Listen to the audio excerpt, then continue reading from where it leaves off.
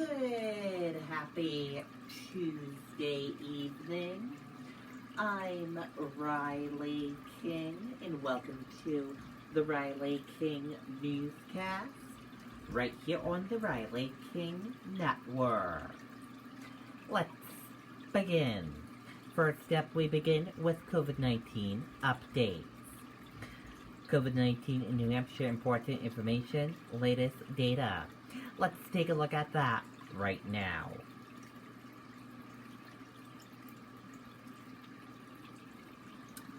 And here is a look at that information for all of you right now. There are 7,990 number of people in New Hampshire have tested positive for COVID-19. 6,882,969 number of people in the United States have tested positive. 438 number of deaths from COVID-19 in New Hampshire.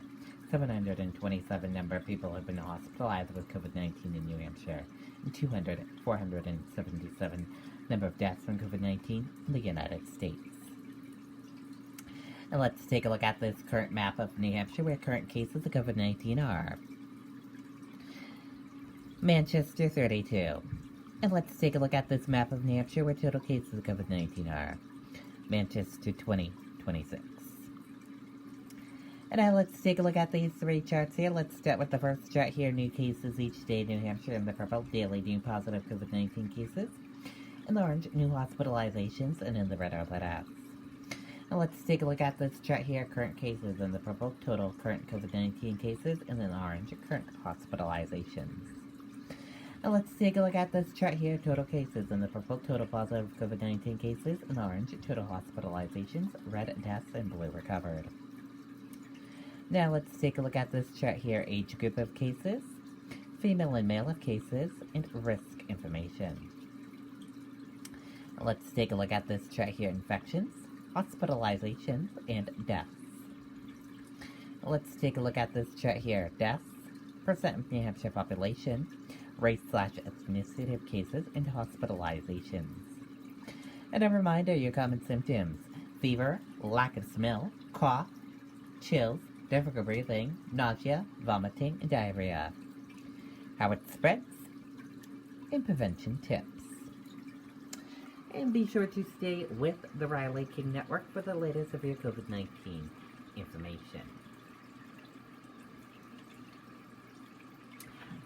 Vice President Mike Pence just wrapped a campaign rally in Guilford. Vice President Mike Pence, one of many Trump campaign members to visit New Hampshire in recent weeks. Vice President Mike Pence has arrived in the Granite State and speaking to supporters in Guilford, and that campaign rally just wrapped up. Vice President Mike Pence will make a campaign stop in New Hampshire on Tuesday afternoon. The Vice President will hold a rally at Laconia Municipal Airport in Guilford at 3 p.m. Pence will speak to voters at a hangar at the airport. His stop is one of many presidential campaign visits to the Granite State in recent weeks. After President Donald Trump's campaign rally in Manchester on August 28th, First Lady Melania Trump, the President's son Eric Trump, and the Vice President's nephew John Pence each visited the state last week. Donald Trump Jr. is scheduled to visit later this week. Joe Biden's campaign has also sent surgeons to New Hampshire recently, including Dr. Jill Biden and Douglas Inhofe, the husband of Biden's running mate Kamala Harris.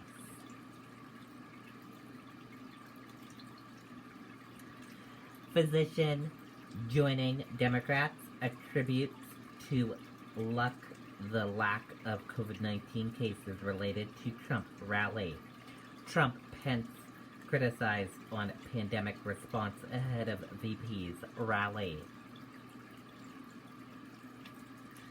A Hanover physician said Tuesday the lack of any cases of COVID-19 traced by public health officials to President Donald Trump's late August rally in Londonderry is cause of luck.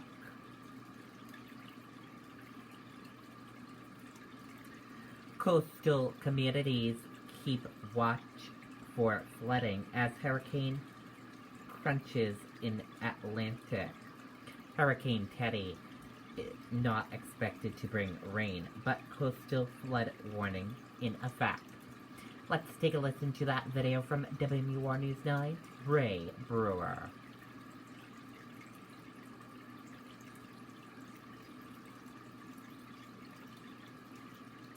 Protect your home and family for years to come with a new roof from Queen City Roofing. The entire crew takes pride in giving the best customer service. As with every storm, surfers were out hoping to catch that big wave. But they weren't the only ones interested in the waves. Primarily, we're concerned about the wave action and also at the time of high tide when that comes in to see if there will be any flooding. Both police and fire departments are monitoring the storm. Storms on the seacoast often bring people out to watch, but the police chief says they need to use common sense. People come down and it's amazing to see that they're out there. They get up and they stand on that seawall and there's all kinds of rock and debris around them. And that was Mother Nature that did that, and it's still going on, and we have had people hit. And there are some concerns about possible flooding, especially in the low-lying areas. If any residents have any problems where they're having water inundate their basements or any other places where their utilities are kept, they can call the fire department and we'll come and assist them. So far, no evacuations have been ordered, but the police chief is anticipating that there will be streets that'll get covered with water. A number of our back streets, due to backwater flooding, do get closed, and unfortunately people don't pay attention to the signs and they drive through the water, and we have to have the fire department go in and get them out. While they're not expecting a great deal of wind with the storm, still it could lead to some downed wires, and officials want to caution people to stay away from them if you see one of those downed wires. At Hampton Beach, Ray Brewer, WMUR News 9. Okay, and there you go on that video and that report.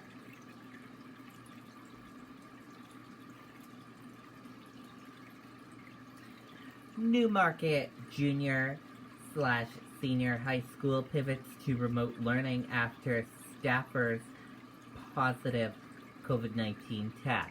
Classes canceled Tuesday. Remote learning begins Wednesday, officials say. Let's take a listen to that video from WMUR News 9.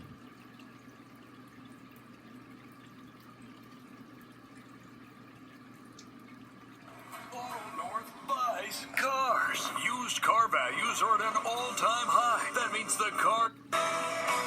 This morning, classes at Newmarket's Junior/Senior High School are canceled to allow teachers to prepare for a pivot to remote learning. The superintendent says that a staff member tested positive for COVID-19, and that person came into contact with essential employees who now need to quarantine. Remote learning will begin tomorrow until October 2nd. The state health department is working to contact anyone who may have been exposed. The district says that elementary school students are not impacted. Okay, and there you go on that video and that report.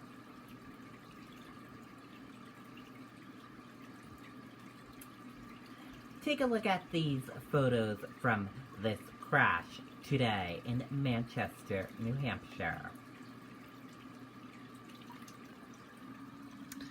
This is from Manchester Information. Take a look at these photos from the crash.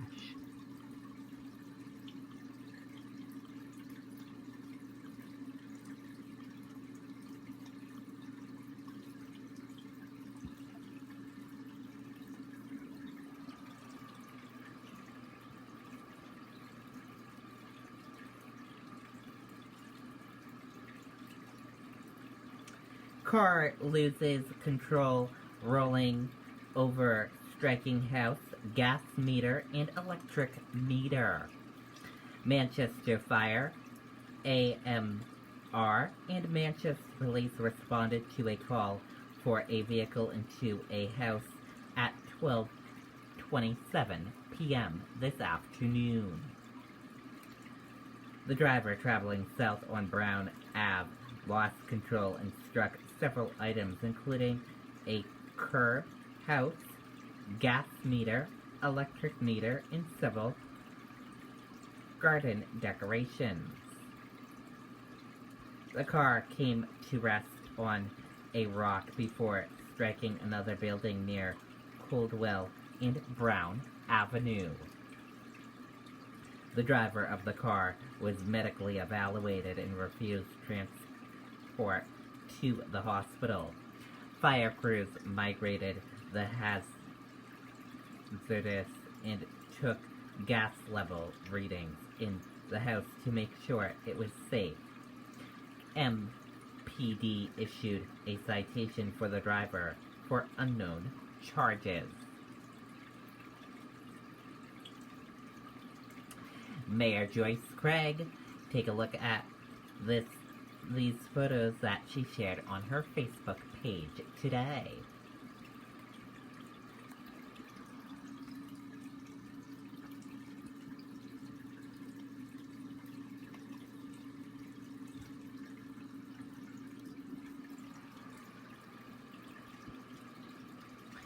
Prime Motor Group has been a ministry in Manchester for years, and it says a lot that even during these challenging times, Prime Subaru is expanding its footprint in the city with a new service center and dealership at 766 Gold Street.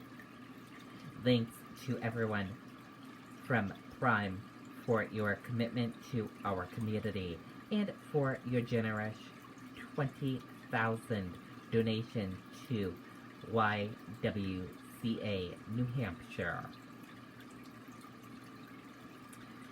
Man from Keene reported missing after not showing up for work. He has not been seen since Saturday.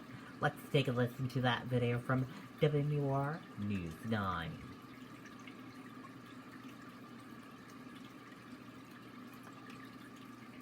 Protect your home and family for years to come with a new roof from Queen City Roofing. The entire crew takes pride in giving the best customer service. State police looking for a missing 25-year-old man from Keene. Police say that Jonathan Armeralt was reported missing after he failed to show up for work in Jaffrey. His family hasn't heard from him since Saturday. He may be driving a gray Subaru Impreza with New Hampshire plates. Anyone with information asked to contact state police. Okay, and there you go on that video and that report. And thank you for joining us for this Tuesday evening edition of the Riley King Newscast, right here on the Riley King Network. I hope you all have a great rest of your Tuesday evening, and I'll see you back here tomorrow for another newscast. I'll have a news report coming up in a little bit. Good night and goodbye, everyone.